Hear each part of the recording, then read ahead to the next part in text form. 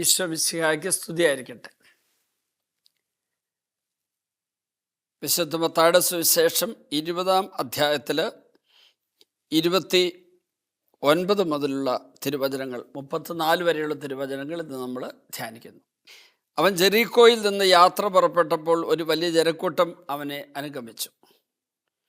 യേശു ആ വഴി കടന്നു പോകുന്നുവെന്ന് കേട്ടപ്പോൾ വഴിയരികിലിരുന്ന 2 അന്ധന്മാർ ഉച്ചത്തിൽ നിലവിളിച്ചു, കർത്താവേ, ദാവീദിൻ്റെ പുത്ര, ഞങ്ങളിൽ കനിയണമേ. മിണ്ടാതിരിക്കാൻ പറഞ്ഞുകൊണ്ട് ജനക്കൂട്ടം അവരെ ശാസിച്ചു. അവരാകട്ടെ, കർത്താവേ, ദാവീദിൻ്റെ പുത്ര, ഞങ്ങളിൽ കനിയണമേ എന്ന് കൂടുതൽ ഉച്ചത്തിൽ നിലവിളിച്ച് പറഞ്ഞു. യേശു അവിടെ നിന്ന് അവരെ വിളിച്ചു ചോദിച്ചു, ഞാൻ നിങ്ങൾക്ക് എന്ത് ചെയ്യണമെന്നാണ് നിങ്ങൾ ആഗ്രഹിക്കുന്നത്? അവർ പറഞ്ഞു, കർത്താവേ, ഞങ്ങൾക്ക് കണ്ണുകൾ തുറന്നു കിട്ടണം. യേശു ഉള്ളലിഞ്ഞ് അവരുടെ കണ്ണുകളിൽ സ്പർശിച്ചു. തൽക്ഷണം അവർക്ക് കാഴ്ച ലഭിച്ചു. അവരും അവനെ അനുഗമിച്ചു. മർക്കോസ് സുവിശേഷം 10-ാം അധ്യായം, ലൂക്ക 18-ലും ഈ സംഭവത്തിൻ്റെ വിവരണമുണ്ട്. അവിടെ ഒരു പ്രത്യേകത പറഞ്ഞിട്ടുണ്ട്. യേശു അതിലെ കടന്നു പോകുന്നു എന്ന് കേട്ട ഉടനെ അവർ ഒരു നിലവിളി പ്രാർത്ഥന നടത്തുകയാണ്. ഈ നിലവിളി പ്രാർത്ഥനയുടെ അവസരത്തിൽ ഒരു സംഭവം ഉണ്ടായി. മുന്നേ പോയവർ അവനെ ശാസിച്ചു, എന്നിട്ട് മിണ്ടാതിരിക്കാൻ പറഞ്ഞു. ഈ മുന്നേ പോയവരെന്ന് പറയുന്നത് ഒരു പക്ഷെ നമ്മുടെ നേതൃത്വത്തിലിരിക്കുന്നവരോ ഉന്നത പദവിയിലിരിക്കുന്നവരൊക്കെ ആയിരിക്കാം. അവർ ശാസിച്ചു. പക്ഷേ മനുഷ്യൻ്റെ ശാസനകൾ ദൈവിക കൃപയില്ലാത്ത ശാസനകളാണെങ്കിൽ അതുകൊണ്ട് പ്രയോജനമില്ല. ദൈവികമല്ലാത്ത ശാസനകളെ നമ്മൾ പരിഗണിക്കേണ്ടതില്ല. ശാസനകളും തെറ്റിദ്ധരുത്തലുകളും ചിലർ നമ്മളെ വഴക്ക് പറയുന്നതും അത് ഉള്ളിൽ സ്നേഹത്തോടു കൂടിയാണെങ്കിൽ കുഴപ്പമില്ല. ഞാൻ ഓർക്കുകയാണ്, ഞാൻ ബോംബെ താബോർ ധ്യാന കേന്ദ്രത്തിൽ അടുത്ത കാലത്ത് ഒരു വ്യക്തിയോട് നന്നായിട്ട് അല്പ ദേഷ്യത്തിൽ സംസാരിക്കേണ്ടതായിട്ട് വന്നു. ഞാൻ നന്നായിട്ട് ദേഷ്യപ്പെട്ട് സംസാരിച്ചപ്പോൾ അദ്ദേഹത്തിന് സങ്കടമൊക്കെ വന്നു, അല്പം കണ്ണു നിറഞ്ഞു. പിറ്റേ ദിവസം രാവിലെ എന്നെ കണ്ട ഉടനെ സ്നേഹത്തോടെ എൻ്റെ അടുത്ത് വന്ന് കൈകൂപ്പി എനിക്ക് സ്തുതി ചൊല്ലി. ഞാൻ ചോദിച്ചു, ഇന്നലെ തന്നെ ഞാൻ വഴക്ക് പറഞ്ഞതിൽ നിനക്ക് സങ്കടമുണ്ടെന്ന് ചോദിച്ചു. അപ്പോൾ പറഞ്ഞു, ഇന്നലെ സങ്കടമുണ്ടായിരുന്നു. പക്ഷെ അച്ഛൻ ഹൃദയത്തിൽ സ്നേഹം വെച്ചുകൊണ്ട് എനിക്ക് ശാസന തരുമ്പോൾ ഞാൻ ചെയ്യാൻ പാടില്ലാത്തൊരു വലിയ തെറ്റ് ചെയ്തത്, പാപമല്ല, ഒരു തെറ്റ് മൂലം വലിയ പ്രശ്നങ്ങളുണ്ട്, അതുകൊണ്ടാണ്, പാപകരമായ കാര്യമല്ല. ആ തെറ്റ് അതിഗുരുതരമായ പ്രത്യാഘാതങ്ങൾ ഉണ്ടാക്കുമെന്നുള്ളതുകൊണ്ട് അച്ഛൻ അതിന് തിരുത്താനുള്ള ഉത്തരവാദിത്വം ഉള്ളതുകൊണ്ട് സ്നേഹം ഹൃദയത്തിൽ വെച്ചുകൊണ്ട് എന്നെ വഴക്ക് പറഞ്ഞപ്പോൾ ഈശോ എന്നോട് സംസാരിച്ചിട്ട് എനിക്ക് ഫീൽ ചെയ്തു. ഈശോയാണ് എന്നെ ശാസിച്ചത്. ഞാൻ ആ സമയത്ത് പാപകരമായൊരു കാര്യത്തിൽ പോയില്ലെങ്കിലും മൊബൈലിൽ ഞാൻ ചില വീഡിയോ കണ്ടുകൊണ്ടിരുന്നു. ആ സമയത്ത് എന്നെ ഏൽപ്പിച്ച് ജോലി ചെയ്യാതെ ഞാൻ ചെയ്യേണ്ട ജോലി ചെയ്യാൻ പറ്റിയില്ലെന്ന് മാത്രമല്ല, അതിൻ്റെ ഫലമായി അവിടെ കുറച്ച് നഷ്ടങ്ങളുണ്ടായി. കാരണം ജോലിക്കാരെ തെറ്റായിട്ട് ചെയ്തു വെച്ചു. അപ്പം ഞാൻ ഈ അച്ഛൻ്റെ ശാസ്ത്രം കേട്ടപ്പോൾ തന്നെ എനിക്കറിയാം ഞാൻ അർഹിക്കുന്നതാണിത്. പക്ഷേ അത് ചെയ്യേണ്ടി വന്നതിലുള്ള ദുഃഖം കൊണ്ടാണ് എൻ്റെ കണ്ണ് നിറഞ്ഞ് ഞാൻ കരഞ്ഞത്. മറ്റൊരാൾ നമ്മളെ ശാസിക്കുമ്പോൾ, തിരുത്തുമ്പോൾ അവിടെ പരിശുദ്ധാത്മാവിൻ്റെ ശക്തിയോടെയാണ്, ദൈവഹിതപ്രകാരമാണ് ശാസിക്കുന്നതെങ്കിൽ തീർച്ചയായിട്ടും കുഴപ്പമില്ല. അല്ലെങ്കിൽ നമ്മൾ അതിനെ സ്വീകരിക്കേണ്ടതില്ല. ഈ മുന്നേ പോയവർ മിണ്ടാതിരിക്കാൻ അവനോട് കൽപ്പിക്കുന്നു, പക്ഷേ അവൻ കൂടുതൽ ഉച്ചത്തിൽ നിലവിളിക്കുന്നു, അന്ധൻ. അപ്പോഴാണ് ഈശോ നിന്നത്. അതിനു മുമ്പ് അവൻ ആദ്യം പ്രാർത്ഥിച്ച അവസരത്തിൽ, കർത്താവേ, ദാവീദിന്റെ പുത്ര, ഞങ്ങൾ കനിയണമെന്ന് പറഞ്ഞ അവസരത്തിൽ ഈശോ പ്രതികരിച്ചില്ല. പക്ഷെ അവൻ്റെ വിശ്വാസത്തിൻ്റെ ആഴവും വലുപ്പവും അവൻ വെളിവാക്കാൻ വേണ്ടി ഈശോ അല്പം അത് വെയിറ്റ് ചെയ്തു. അങ്ങനെ പ്രൊസീഡ് ചെയ്തു. അങ്ങനെ ഇരിക്കുമ്പോൾ അവൻ വീണ്ടും കൂടുതൽ ഉച്ചത്തിൽ നിലവിളിച്ച് പറഞ്ഞു. അപ്പോൾ ഈശോ പറഞ്ഞു, എന്താ വേണ്ടത്? അപ്പോൾ ഒരു സൗഖ്യം കിട്ടണം. ഉടനടി ഈശോ അവനെ സുഖപ്പെടുത്തുകയും ചെയ്തു. ചില സമയത്ത് നമ്മുടെ പ്രാർത്ഥനയ്ക്ക് പെട്ടെന്ന് ഉത്തരം കിട്ടില്ല.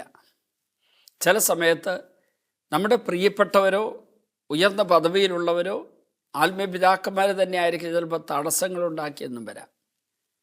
അങ്ങനെയുള്ള തടസ്സങ്ങൾ കാണുമ്പോൾ ഇതിനൊക്കെ അതിജീവിക്കാനായിട്ട് കെൽപ്പ് ഈശോ നമുക്ക് തരേണ്ടതിനായിട്ട് എല്ലാ ശക്തിയുടെ ഉറവിടമായ കർത്താവിലേക്ക് നമ്മൾ ആ സമയത്ത് തിരിയണം. അങ്ങനെ തിരിയുമ്പോഴാണ് കൂടുതൽ വെളിച്ചം നമുക്ക് കിട്ടുന്നത്.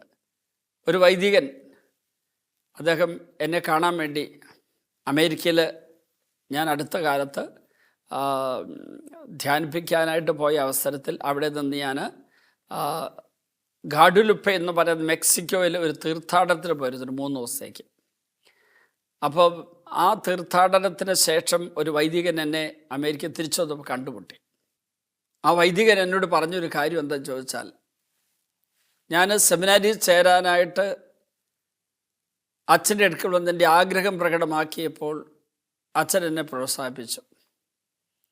അപ്പോൾ ഞാൻ അച്ഛനോട് പറഞ്ഞു, എൻ്റെ മാതാപിതാക്കളോട് പറഞ്ഞ് ഇതിന് അനുവാദം മേടിച്ചു തരണം. അങ്ങനെ അച്ഛൻ മാതാപിതാക്കൾ പറഞ്ഞപ്പോൾ അപ്പൻ അച്ഛൻ്റെ അടുക്കൽ വന്നിട്ട് അച്ഛനെ കുറേ വഴക്ക് പറഞ്ഞു. അവസാനം ഒരു ഭീഷണി മുഴക്കി, എൻ്റെ മകൻ സെമിനാരിൽ ചേരാൻ തീരുമാനമെടുത്ത് അവൻ സെമിനാരിൽ ചേർന്നാൽ ഞാൻ ആത്മഹത്യ ചെയ്യും, അച്ഛനായിരിക്കും ഉത്തരവാദിത്വം എന്ന് എഴുതി വെക്കുമെന്നും പറഞ്ഞു. അപ്പോൾ എനിക്ക് എന്താണ് ഇയാളോട് മറുപടി പറയേണ്ടതെന്ന് എനിക്ക് തോന്നുന്നില്ല. വെല്ലുവിളിക്കാമെന്ന് ഞാൻ പോയില്ല, കാരണം അങ്ങനെ ഒരാൾ മരിക്കുമെന്ന് പറയുമ്പോൾ ഉടനെ വെല്ലുവിളിക്കാൻ പാടില്ല. മകനോട് ഞാൻ പറഞ്ഞു, ഇനിയിപ്പോൾ നീ 2 വർഷം എടുത്ത് പോസ്റ്റ് ഗ്രാജുവേഷന് MA പഠിക്കുക.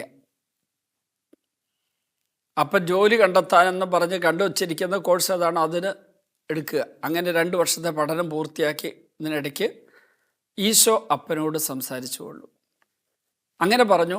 അപ്പോൾ ഈ വ്യക്തി അന്നൊരു തീരുമാനമെടുത്തു, എല്ലാ ദിവസവും രാവിലെ പള്ളിയിൽ പോകും.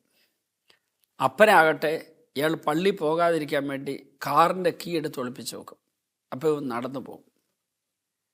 ഒരു ദിവസം അപ്പൻ മഴയത്ത് ഇവൻ പള്ളി പോകാതിരിക്കാൻ വേണ്ടി കുട എടുത്ത് മാറ്റി വെച്ചു.